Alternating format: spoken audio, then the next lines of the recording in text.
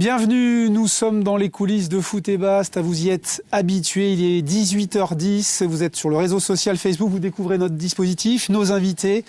Ce sera une édition bien évidemment largement consacrée à la CA, toute cette séquence sportive, tout autant que juridique et politique. C'est maintenant et c'est tout de suite dans Foot et Basta.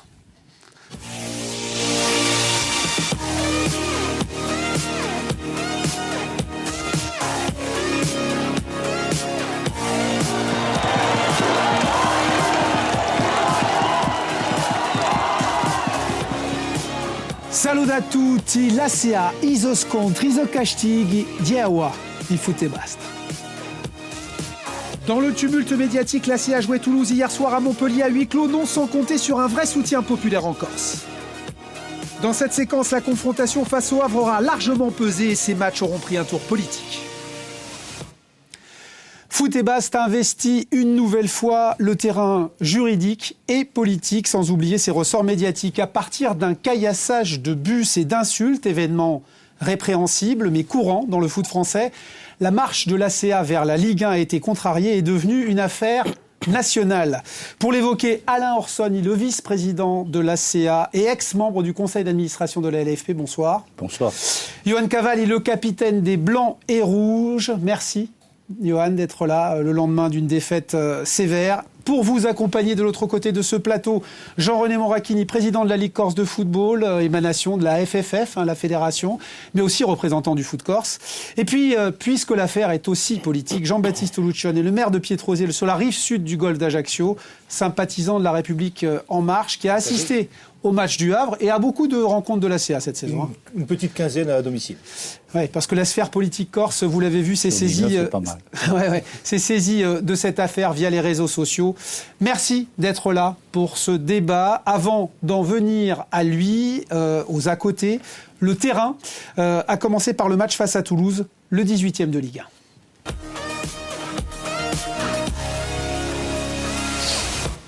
Alain Orsoni, puisque les médias ont dit et répété que le Havre avait pâti de l'avant-match pour le pré-barrage, dans quelle mesure l'ACA a pâti du tumulte avant Toulouse ? Je crois que c'est assez évident pour tous ceux qui ont pu suivre les événements. 3 jours de stress intense, 3 jours de mise au pilori, un match reporté dans des conditions que je juge discutables, même si nous condamnons sans la moindre ambiguïté toutes les enfreintes au règlement, que ce soit l'intimidation des supporters, que ce soit l'envahissement, qu'on pourra apprécier à sa juste valeur plus tard. Je ne parle pas bien sûr de la plainte de M. Vol, puisque ça c'est un mensonge et que je pense que la justice l'établira. C'était pas les conditions les meilleures pour préparer un match. Johan Cavalli pourra le dire sans doute mieux que moi, d'une part, et d'autre part, la fatigue, le déplacement. On a quand même appris qu'on jouait à Montpellier la veille du match à 16h30. Johan Cavalli, 3 suspendus, plus le coach dans les tribunes, sans votre public. Est-ce que vous aviez seulement une chance contre le 18e de Ligue 1 ? Oui, on a toujours des chances. On n'est pas là pour pleurer ou pour se lamenter sur notre sort. Maintenant, c'est vrai que depuis jeudi soir, je me souviens même plus du jour, mercredi, le premier match. Voilà. C'est sûr qu'on n'a pas beaucoup dormi, mais bon, pleurer, on ne sait pas faire. Donc ça, on ne va pas s'arrêter sur ces excuses, mais c'est sûr que c'était des matchs très compliqués à préparer. Jean-Baptiste Lucione, vous, l'ancien handballeur de haut niveau, vous connaissez le sport, les émotions qui peuvent initier globalement ces barrages-là. Est-ce qu'ils ne sont pas émotionnellement trop forts ? Déjà, je pense qu'ils ont été construits par la Ligue, surtout pour presque faire une Ligue fermée et éviter qu'il y ait des clubs de Ligue 2. C'est la question que je vais poser au président de la Ligue Corse de football. C'est ce que je pense vraiment. Ça favorise réellement le 18e de Ligue 1. Après, c'est sûr que quand on est un sportif, et quel que soit le niveau auquel on joue, on peut jouer, on joue aussi, on se prépare pour jouer ce type de rencontre, et c'est ce qu'on a envie de jouer, c'est cette émotion. Et quand on est spectateur, journaliste, on aime aussi ce genre de rencontre, bien sûr, a priori. Voilà, tout à fait. Et c'est pour ça qu'aujourd'hui, ça permet d'avoir le piment en fin de saison qui se dit, on a fait une saison extraordinaire, et je pense que là, il faut louer la saison qui a été faite par la CA et tous ses joueurs, son staff et tous les spectateurs. parce que je vous dis, j'ai fait au moins 15 matchs à domicile et je peux dire que c'est vraiment une belle structure. Et il faut rappeler à nos téléspectateurs quand même que voilà 2 saisons, quand on était 3e en Ligue 2, on montait directement en Ligue 1. Alors président, je vous remets le ballon. Hein. C'est pas pour sauver un club de plus en Ligue 1, ces barrages? Alors, c'est pas aussi simple, parce qu'il y a eu conflit. Il faut quand même savoir qu'au départ, la Ligue de football professionnelle proposait 2 accessions et 2 relégations. Il y a eu conflit avec la Fédé. Et d'ailleurs, Thierry en a fait les frais puisqu'il est obligé de démissionner. C'est vrai. Donc, il a fallu négocier ensuite. Nous sommes arrivés entre la Fédé et la Ligue Pro. Et quelques présidents aussi. Et quelques présidents. Donc, il y a eu beaucoup de conflits. Ensuite, nous sommes arrivés dans une négociation entre la Fédé et la Ligue Pro à trouver 2 accessions et un barrage. Alors après, donc vous êtes pour? Moi, j'étais pour le barrage parce que j'étais contre les 2. Voilà. Donc on était pour le barrage. Mais ça a été une négociation. Alors ensuite, moi, j'aurais été partisan d'un barrage direct. Parce que les playoffs, je trouve que c'est compliqué. Le pauvre club qui termine 5e avant qu'il arrive à jouer... C'est vrai. À jouer contre la Ligue 1, il a mais en même temps, ça concerne. En même temps, ça concerne quand même beaucoup de clubs, parce qu'on a vu que ça concernait même jusqu'au 7e cette année, jusqu'à la dernière journée. Avant toute cette affaire, Johan Cavalli, il y avait d'abord la marche de l'ACA vers la Ligue 1, la rencontre contre Toulouse, comptée par Jean-Pierre Lec et Jacques-Paul Stéphanie. Les 48 heures précédant le match, les suspensions de 3 de ses joueurs et le huis clos délocalisé auront trop pesé pour que la CA puisse réellement espérer un résultat positif. Et pourtant, face aux Toulousains 18e de Ligue 1, les joueurs assistent, sont cohérents, attendent Toulouse. La tactique de Pantalone y fonctionne. Mais alors qu'on se dirige vers la mi-temps, Gradel, sur un coup franc parfaitement roulé, fait basculer la rencontre. À quelques secondes de la pause, la CA perd gros en encaissant ce but et en perdant sur blessure Jean-Louis Lec. L'enchaînement des événements a fait qu'on s'est retrouvés ici ce soir et que c'était peut-être pas forcément l'idéal pour jouer un match de cette importance. Je pense que le match du Havre n'a pas duré 120 minutes, il a duré quasiment 4 jours pour nous. Donc forcément il a puisé et ça s'est ressenti ce soir. Lec out, Mandanda prend place dans la cage ajaxienne. Et seulement 5 minutes plus tard, sur un nouveau coup de pied arrêté, le TFC double la mise. L'imposant Christopher Julien donne 2 buts d'avance aux siens. Dans la foulée, l'ACA réagit. Nourri en solitaire n'arrive pas à mettre de la puissance dans sa tentative. Malgré du mieux dans leur jeu, les Blancs et Rouges vont encaisser un nouveau but à la suite d'un ballon mal dégagé. Sanogo corse l'addition. 3-0 score final. Une soirée noire ponctuée également par la blessure de Gimbert. Moi, je suis extrêmement fier d'eux. Je sais que ça n'a pas été simple de préparer les 2 matchs, les 2 derniers matchs, celui du Havre et de Toulouse. Ils ont fait le maximum. La mission s'annonce quasiment impossible pour la CA. Match retour prévu dimanche à Toulouse avec le soutien des supporters ajaxiens qui, cette nuit à 2h, étaient encore là pour accueillir leurs héros. Johan Cavalli, ce match bascule sur ce coup franc de Gradel qui entraîne aussi la blessure de Jean-Louis Lec. Oui, parce que malgré tout, je pense qu'au premier mi-temps, on était bien en place. C'est sûr qu'on avait décidé de leur laisser le jeu. Je savais très bien qu'en restant bas et en contrant, ça allait pouvoir faire notre jeu justement. Et malheureusement, c'est vrai que ce coup franc un peu limite à la 45e nous fait du mal. En plus qu'on perd Jean-Louis dans la foulée. C'est dommage parce qu'on s'était vraiment concentré sur ce match. On s'était dit de faire attention au coup de pied arrêté. Et vous prenez 3 buts sur coup de pied arrêté. 3 buts sur coup de pied arrêté. Oui, c'est vrai que jusque-là, c'était très très cohérent, effectivement. Et il y avait pas mal de duels remportés face à ces Toulousains. Alain Orsogne, le huis clos, c'est un remède anti-foot ? C'est moi, je comprends parfaitement que quand il y a des problèmes, on prenne des sanctions.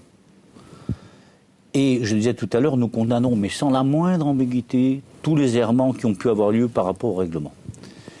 Seulement, on est en droit de se poser des questions. Des caillassages, des vrais caillassages de cars. Vous les connaissez.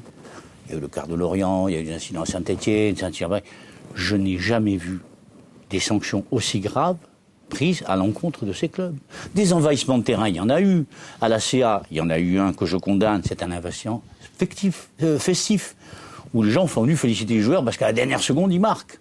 Et dont l'arbitre dit d'ailleurs dans son premier rapport au lendemain du match, une 50aine de supporters sont rentrés jusqu'à 5 minutes.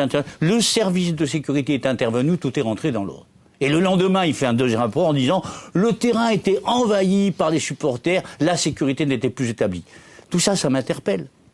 obligatoirement.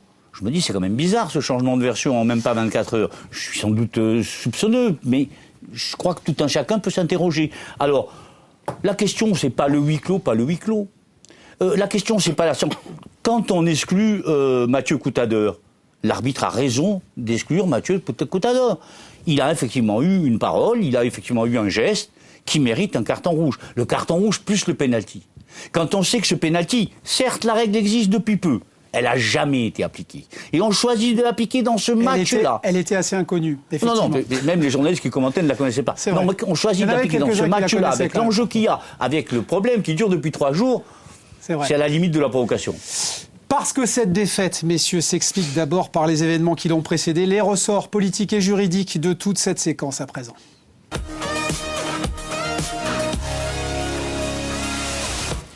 Sans excuser ces incidents, et j'emploie ce mot à dessein, qui ont eu lieu vendredi dernier, qui sont condamnables, vous l'avez fait d'ailleurs à de multiples reprises du côté de la CA, on va s'attacher, comme c'est notre rôle, à contextualiser et mettre en perspective face au déferlement médiatique échevelé auquel nous avons assisté ces derniers jours. Mais une question préliminaire, Alain Orsogne, relative justement à cet avant-match. À la CA, vous avez su prévenir beaucoup de débordements ces dernières saisons. Ceux de vendredi, ce caillassage avéré, qui encore une fois n'est pas une scène de guerre, hein, loin s'en faut, comme on a pu le laisser entendre dans certains médias, y compris reconnus, même s'ils se sont produits sur la voie publique, il faut le dire, ce n'est pas votre terrain d'expression, ça ne vous incombe pas. Après coup, vous vous dites pas, on aurait dû être plus vigilant ? Vous savez, après coup, on peut toujours se dire qu'on n'a pas suffisamment fait. Mais il y a quand même 2 choses qui me paraissent importantes. D'abord, quand on dit caillassage, ça évoque de manière immédiate dans notre gens les vrais caillassages, c'est-à-dire des pierres tirées, des boîtes de canne. Il y a eu une pierre, parce qu'on a les vidéos, qu'on a remis au procureur de la République d'ailleurs. Et j'ai toute confiance en lui sur ces points-là, pour qu'il établisse la vérité, sur ce point comme sur d'autres, dont on parlera peut-être. Donc il y a eu une pierre. Et il y a eu un groupe de supporters, et je ne les excuse pas, qui sont venus faire de l'intimidation avec des fumigènes, avec des cris. Enfin, je l'ai déjà vu quand même. À la CA, il y a eu 19 matchs sans incident pendant le championnat. Nous n'avons jamais joué à l'extérieur à huis clos. C'est la première fois. Et dans le contexte qu'on vient de dépeindre, c'est vrai que je m'interroge un peu sur les vraies motivations de cette vague de protestation qui est devenue, à mon avis, une vague de racisme anti-Corse. Jean-René Moracchigne, votre point de vue de représentant de la FFF, vous y étiez dans ce stade. Que s'est-il passé ? Comment vous les avez perçus, ces événements ? Alors j'y étais, effectivement. Bon, je ne reviendrai pas sur les incidents, puisqu'ils existent, on ne peut pas les nier, on ne peut que les condamner. Mais ensuite, si le cas redémarre, on n'en parle même pas. Le problème, il n'a pas redémarré. Le cas ne redémarre pas. Bien. Qu'est-ce qui se passe ? La CA, et j'y étais, fait venir un minibus du centre de formation. J'y étais. Et on demande aux joueurs du Havre de prendre le minibus parce que nous sommes quand même qu'à 150 mètres. Nous ne sommes pas loin. Je ne sais même pas, 150 mètres. En comptant large. En comptant large. Disons à 150 mètres. Ce qui veut dire que les joueurs pouvaient rejoindre le stade. Mais je pense qu'il y a eu une volonté manifeste. C'est quoi ? C'est une manipulation du Havre ? Je ne sais pas, mais je pense que c'est une volonté, en tout cas, de profiter de l'incident. Parce que le match était jouable. Et je voudrais quand même dire, parce qu'on attaque la Ligue Pro, on attaque la... Mais les délégués de la Ligue Pro voulaient jouer le match. Ce sont les pouvoirs publics qui Ce sont les pouvoirs publics qui ont empêché le déroulement du match. Alors justement, je me tourne vers un élu de la République, vous êtes maire. Ce dispositif, quand même, avant tout cela, très léger, ce dispositif policier très léger, ça vous interpelle pas ? Parce que si on fait ça pour un match au hasard, au MPSG, il y a beaucoup plus que ça. Ça ne m'interpelle pas parce que c'est à l'image du club. Il ne s'est rien passé pendant 19 journées. Donc, oui, mais il y avait quand même un antagonisme entre le Havre et il y avait de l'émotion autour de cette rencontre. J'ai vécu 2008 aussi, je connais. Enfin, voilà. Le volcan, on a tous ça en mémoire aussi, où le Havre n'est pas venu jouer. Enfin, ça, on ne l'a pas oublié non plus. Je pense qu'aujourd'hui, il y a une erreur qui est faite par les services de l'État, et donc il faut le dire comme ça. C'est la responsabilité du préfet qui n'a pas su mettre en œuvre la sécurité des joueurs. J'ai quand même entendu Giroud sur l'équipe TV qui disait que lui, pendant 50 ans, à aucun moment, il laissait la responsabilité et il s'assurait toujours de pouvoir rentrer dans les stades. Il est rentré dans tous les stades en Corse et il n'a jamais eu aucun souci. Donc je pense que, comme l'a dit le président Moracchigne, à un moment donné, il y a une volonté aussi du club du Havre de se servir de cet événement pour, derrière, en tirer profit. Et le profit, ce n'est que la montée en Ligue 1, bien entendu. Yoann Cavalli, vous êtes allé chercher vos homologues havrais. Qu'est-ce qui s'est-il passé à ce moment-là ? On n'a pas entendu votre point de vue de joueur. Non, tout simplement parce que entre joueurs, parfois il y a des amis décidés là. On avait un joueur qui avait quelqu'un qui connaissait très bien du Havre, qui se disait eux vouloir jouer. Donc nous, dès qu'on a su ça, on est allé voir le président en lui demandant si on pouvait descendre. On est descendu, on a été les chercher. Et puis au final, on s'est très vite aperçu qu'il était hors de question pour eux de monter, qu'ils avaient reçu des ordres et que tout était prémédité. Puis est survenu ce match de dimanche, assez fou, chargé d'émotions ce match, avec tout d'abord ce carton rouge de Coutadeur dont vous parliez tout à l'heure, Alain Orson, avec une application à la lettre d'une règle quasi inconnue, y compris des joueurs. Le penalty, le geste de Mateta, qui n'en était pas à sa première provocation, vous me le disiez en aparté, Jean-Baptiste Lucian, la bagarre qui s'en suivra, et puis ce but fou, miraculeux de Camara, l'envahissement du terrain d'une trentaine de personnes, et de notre point de vue, la réactivité des stadiers de la CA, nullement soulignée dans les différents médias, et le président du HAC et le député de Seine-Maritime qui ont dit avoir été agressés, intimidés, exfiltrés. Jean-René Moraquigne, Vincent Volpe, vous en pensez quoi de ce président ?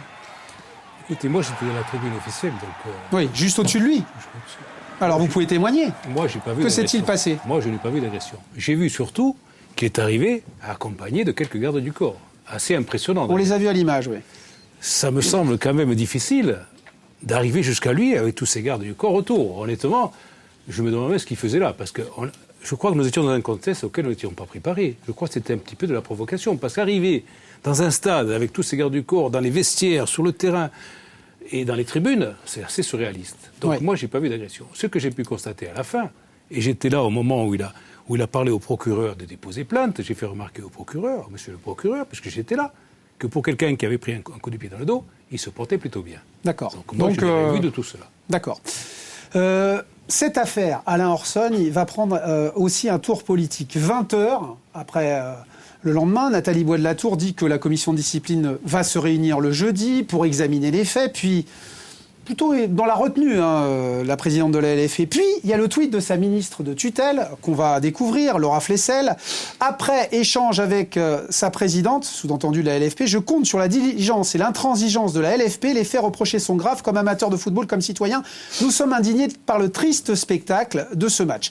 Et derrière, la décision de la LFP de fixer dès le lendemain, finalement, la commission de discipline. Le fil est assez gros.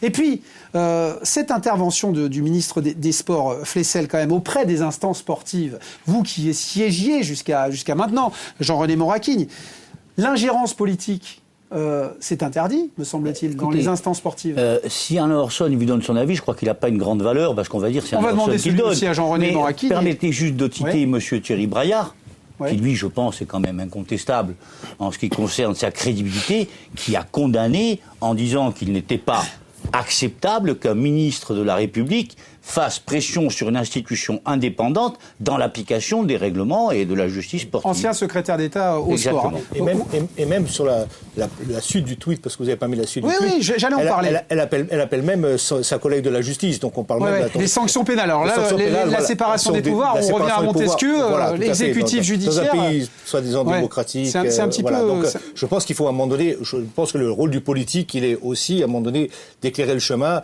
et aussi à un moment donné de savoir faire la part des choses. On ne peut pas tout récupérer à des fins politiques. Et on n'a pas le droit de tout récupérer. Jean-René Moraquigne, sur cette intervention politique. Écoutez, les commissions de discipline ne sont par nature indépendantes. C'est le principe. Ce qui veut dire que même quand ils s'en sont sortis, ils ont dit on a subi beaucoup de pression. Hein. Non, mais théoriquement, elles sont indépendantes. Alors moi, j'ai pu apprendre ces derniers jours que notre Premier ministre n'était passionné de football.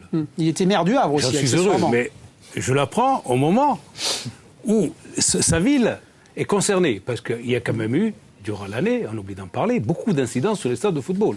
Ouais. Je n'ai jamais entendu ni la ministre des Sports, ni le Premier ministre intervenir pour donner leur avis sur les incidents. Il y a eu, on les a dénombrés, 13 incidents plus ou moins graves que ceux passés à Ajaccio, plutôt plus graves, en Ligue 1, en Ligue 2, sur cette seule saison. Donc sans les banaliser, sans dire que c'était... de petits incidents, encore une fois. Il y en a eu aussi au Havre, on s'en rappelle, Johan Cavaille, dont un il y a 2 mois, envahissement de terrain, puis bagarre générale contre Brest. Bref, mais ces incidents d'Ajaccio ont donc donné lieu à une décision différente, une mesure conservatoire. Regardez, ce qui en droit est rare. Hein. Au vu de la gravité des faits, la commission de discipline a décidé de placer le dossier en instruction et de suspendre le stade François Coty, qui va venir vous pousser à jouer du côté de Toulouse. Cette décision, Alain Orsogne, franchement, est-ce qu'elle vous a surpris ou vous y attendiez ? Je vous avoue que j'ai une grande confiance quand un Premier ministre intervient, qu'une ministre des Sports intervient dans la foulée. L'indépendance commence à flotter. Quand Nathalie Debois-Latour me dit personnellement au téléphone, avant que la réunion se fasse, parce que je la questionne, je lui explique pourquoi je démissionne, mais Alain, tu ne devrais pas. Je dis, mais excuse-moi, mais comment veux-tu que je cautionne un fonctionnement comme celui-là, qui est proprement scandaleux? Elle me dit, mais tu sais, on a reçu d'énormes pressions au plus haut niveau. Je dis, mais je m'en fiche. Vous devez être capable de résister aux pressions. Je crois que la messe est dite. À partir de là, on a bien compris. Alors, et après, les choses, effectivement, se développent et prennent une ampleur qu'on a vu jusqu'où ça pouvait aller. Yoann Cavalli, sur le continent, la CA est dépeint comme un club de voyous, ce que renient, bien entendu, ses dirigeants. Vous avez une longue carrière. Comment vous appréciez la CA au milieu de votre carrière comme ça, et vous connaissez très bien le football? C'est un club, franchement, qui verse dans la violence, qui est... Oui, un club, une ville, toute une île. Hein. Vous savez, moi, j'ai ma femme qui est française et maghrébine. Mes enfants, on en a 2 ensemble. Donc là, je suis en train de construire un bunker pour essayer de les mettre dedans pour qu'ils puissent vivre sur cette île un peu plus tranquille. Jean-Baptiste Luciani, sur toute cette affaire qui est devenue complètement politique à travers les réseaux sociaux, ce racisme anti-corse, on a vu une initiative du président de l'Assemblée de Corse. Vous-même, sur Twitter, vous êtes assez vilipendé. Ben oui, tout à fait. Mais le racisme, il existe aussi chez nous. Mais le racisme anti-corse, pour vous, il existe? Mais alors, bien entendu, d'abord, d'un point de vue juridique, pour dire que le racisme anti-corse existe, il faudrait déjà que le peuple corse soit reconnu. Oui. C'est ce qu'a dit la Cour de cassation. Donc, tout à fait. C'est la jurisprudence de la Cour de cassation. Voilà. Donc moi, j'ai une petite interprétation personnelle et je l'ai soumis à mes amis avocats. J'ai dit, donc du coup, en face, nous avions des gens qui criaient Français de M. Donc c'était des jeunes Français qui s'adressaient à des Français. Donc c'est des insultes, mais ça ne peut pas être des insultes à caractère raciste, puisque ce sont des Français qui s'adressent à des Français. Donc il y a quand même quelque part. Non, en dehors de cette anecdote, et je pense que aujourd'hui, malheureusement, bien entendu, il y a eu des mots. Par contre, ce que je condamne, c'est la députée qui est venue dire qu'elle a entendu partout dans le stade, à un moment donné, je ne me rappelle plus son nom, je me rappelle son prénom, Agnès, voilà. Firmin Lebaudot. Voilà, qu'elle a entendu des insultes racistes venant de tout le stade. Écoutez, très honnêtement, j'étais au stade. Je suis venu vendredi soir, je ne sais pas plus, je suis revenu dimanche soir, j'étais au stade, à aucun moment. J'ai entendu des idioties qu'on entend sur tous les stades. Mais des insultes racistes qu'elle a citées en parlant des gens issus de l'immigration, en parlant des gens qui viennent d'Afrique, c'est totalement faux. C'est totalement faux. Une petite parenthèse avec l'autre actu. Le Fouriani de Jean-André Ottaviani et Philippe Ferroni s'est maintenu à la faveur de la victoire de Lens à Amiens. C'est important en National 2. Ils attendent toujours la décision. Je crois que ça tombera ce soir, Président, au sujet de Fouriani-Sedan. Mais bon, ça ne remettra pas en cause le maintien de Fouriani. On le croit. Mais bon, vu le contexte, à Paris, sait-on jamais. Sachez aussi que l'OM pourrait être maintenu en National 3 et en National 2, pardon, et donc l'Étoile pourrait être maintenue en National 3. Bon, ça c'est pas encore fait, vous nous l'avez dit, on va pas revenir là-dessus. Et puis sachez que Thibaut Campanini fera le festival Espoir Toulon, le joueur du GFCA, et Stéphane Ross est maintenu à la tête de l'équipe du Sporting Club de Bastia. Et puis la semaine prochaine, vous en serez, Yoann Cavalli, la Squadra Gourse sera en Martinique pour un tournoi face à la région haute, l'île voisine de la Guadeloupe et la Guyane, sans Palmière et sans Cabella qui sont blessés, sans doute avec Pento, élu homme du dernier match des playoffs belges de première division avec son club de Charleroi contre le Standard de Liège. Mais au-delà du sportif, on a vu que les ligues d'outre-mer commencent à obtenir une reconnaissance, une possibilité de jouer des matchs internationaux chez les jeunes. C'est ça, Président, on a bien suivi.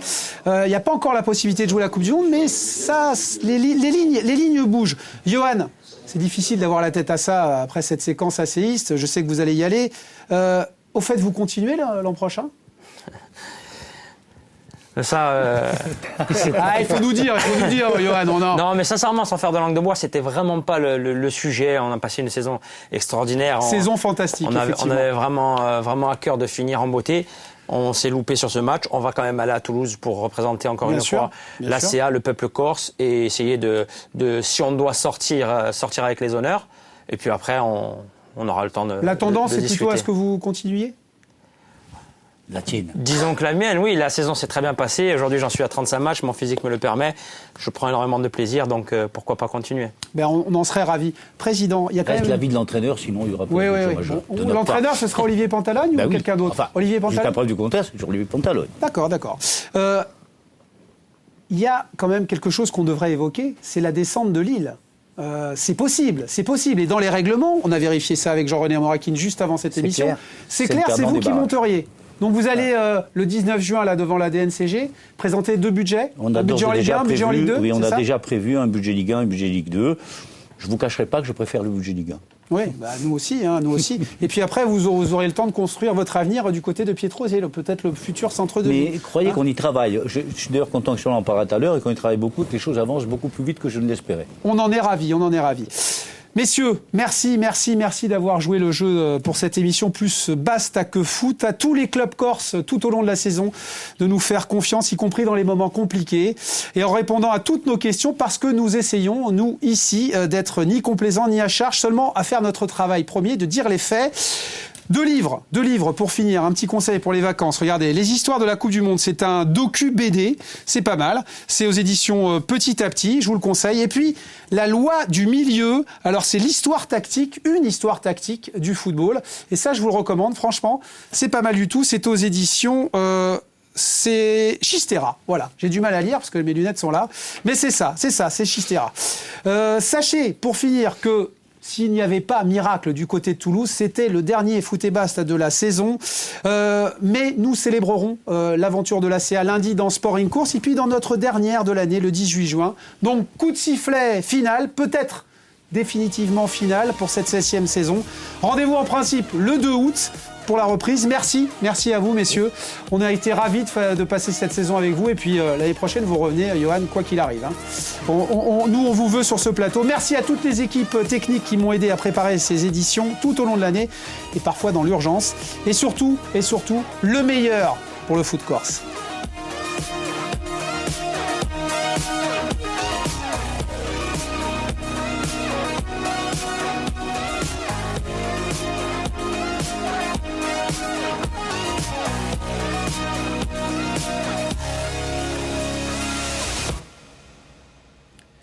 Et l'on revient sur le réseau social Facebook, parce que je ne vais pas vous lâcher comme ça, Alain Orsogne. Alors, Olivier Pantalogne, il reste pas, parce que vous avez un petit peu été vite là sur la question. Non, je n'ai pas hésité. Nous avons fait une proposition de prolongation de contrat à Olivier Pantalogne pour 2 ans. Son agent l'a reçu. Il va nous répondre, j'imagine, assez rapidement. Parce qu'il est sollicité par d'autres clubs. J'ai plutôt confiance sur une décision positive. Que ce soit en Ligue 2 ou en Ligue 1 ? Que ce soit en Ligue 2 ou en Ligue 1. D'accord, c'est une information. Ça vous engagerait peut-être à continuer aussi avec le même coach, Johan. Ce serait quelque chose de positif. Oui, le coach, c'est sûr, ça fait des années que je le connais. On a travaillé super bien ensemble. C'est sûr que quand il est parti, il nous a manqué. Et quand il est revenu, ça s'est très bien passé. Donc, effectivement. Ouais, et puis, vous avez fait une saison, franchement, on l'a souligné ici, mais franchement, bonne. Vraiment, à l'aube de la fin de votre carrière. À l'aube de la fin, vous avez vu, je n'ai pas dit à la fin. À l'aube de la fin, c'était une sacrée saison. Jean-René Morakine, il a CA. Le GFCA, Fouriane en N2, Bastia Borg également, peut-être 2-3 clubs en National 3. Le football corse, il se porte encore bien. Vos amis des instances nationales, peut-être qu'ils vont devoir compter aussi toujours avec vous. Mais moi, vous le savez, j'ai aucun complexe quand j'arrive à la fédération. Moi, je suis content d'être le président de l'école de football et de représenter tous ces clubs. Ouais. Quoi qu'on en dise, quoi qu'on nous attaque. Avec 10 000 licenciés. Avec 10 000 licenciés, moi, je suis heureux d'être derrière la CA, derrière le Sporting, derrière le Gazélec, derrière tous nos clubs. Gazélec, ça vous aimez bien, Jean-Baptiste Lucci. Gazélec, c'est une grande partie de ma vie, tout à fait. Mais bon, j'ai été aussi dirigeant du Gazélec à un moment donné et j'ai œuvré à l'époque pour dire qu'il fallait que nous ayons une partie beaucoup plus professionnelle que ce que pouvait être le club. C'était dans les années 80. Ça se professionnalise aussi, Oui, mais c'était en 94, donc oui, c'était... c'est en train de se professionnaliser. Tout à fait, tout à fait, ça avance, bien entendu. Il y a des beaux projets, le projet de centre de formation, le projet de réinvestir l'argent qu'ils ont pu avoir à travers des transferts, donc c'est intéressant. Voilà, à l'époque, j'ai beaucoup milité aussi pour un seul club à Ajaccio. Je pense que ça doit être un débat que nous devons un jour avoir parce que sur un petit périmètre, un petit territoire et avec la vie économique qu'on connaît, je pense que c'est un beau luxe que nous avons, mais malheureusement, ça nous amène à certaines limites. Oui, mais aujourd'hui, que les budgets sont construits en grande partie avec les droits télé, ça fait deux mannes qui arrivent. Le débat a un petit peu évolué, selon moi. Ah non, mais je suis prêt à échanger. On l'ouvrira. Alors, Orson, vous avez démissionné du conseil d'administration de la LFP, c'est définitif? Parce que vous avez bien vu que c'est très politique, le football. Mais ça ne vous a pas échappé. Non. Donc vous pesiez jusqu'alors. Là, vous allez moins peser. Mais je pèserai à travers l'UCPF, puisque je fais partie du comité exécutif du conseil de l'union des exécutif clubs professionnels de l'UCPF, qui représente le plus grand nombre de clubs. Donc je continuerai à peser pour défendre le football corse et pour défendre la Ligue 2, peut-être plus longtemps. Ouais. Parce qu'au conseil d'administration, j'ai été élu en tant que représentant de la Ligue 2. J'ai eu peur de les décevoir. Imaginez que les événements que vous... Selon vos informations, on a, avec Jean-Pierre Lec, qui suit l'actualité, on a un petit peu téléphoné un petit peu partout. Apparemment, le déficit de Lille serait abyssal. C'est aussi vos informations? J'ai les mêmes informations, mais je ne peux pas... Après, vous savez que on a les comptes des NCG qui sont publics. Donc ceux de l'an dernier étaient déjà assez inquiétants. Oui. Mes informations seraient que c'est x3. D'accord. Et si c'est x3, il faut être très, très, très riche pour récupérer. Mais bon, sait-on jamais. On ne compte pas là-dessus spécialement, si ça arrive. Pensez bien qu'on s'en contentera. Ouais. Johan Caval, une dernière saison en Ligue 1, ce serait pas mal. Ouais, mais moi... Pourquoi une dernière? Même en Ligue 2, c'est pas un souci. Moi, ma vie, elle a été faite surtout de Ligue 2 et un peu de Ligue 1, et j'ai pris tout autant de plaisir dans les deux ligues. Et on a pris tous du plaisir à vous voir jouer, on voudrait vous en prendre encore un petit peu. Merci d'avoir participé à Foot et Bast. On a été... Je voudrais juste remercier tous les Corses qui nous ont soutenus dans ces moments, quel que soit leur club. Ça a été un plaisir de recevoir des encouragements du club SCB, mais de plusieurs supporters du SCB, de pratiquement tous les clubs qui sont nos partenaires, de supporters du Gazélec aussi, et je tenais à les remercier au nom du club, parce que c'était un élan de solidarité corse, et ça nous touche beaucoup. Effectivement, la CA a peut-être perdu un petit peu sur le terrain juridique, mais a peut-être grandi aussi en Corse, Jean-René Moracchi. On n'a jamais eu autant de soutien qu'après. C'est un point important. C'est avec des moments comme ça qu'on accroche les supporters et qu'on rentre dans l'histoire. Ouais. Ça fait partie aussi des difficultés du football. Il y a des joies, il y a des difficultés, puis on surmonte. Et moi, je suis content que la CA aujourd'hui commence à adhérer toute une partie du public. Eh bien, on ferme là-dessus. En principe, cette 7e saison, sauf si vous gagnez 4-0 à Toulouse. C'est possible, on en a vu d'autres. 3-0 et victoire au pénalty. 3-0 au pénalty. Ok, on signe. Merci à tous. Bonsoir. Merci à tout le monde.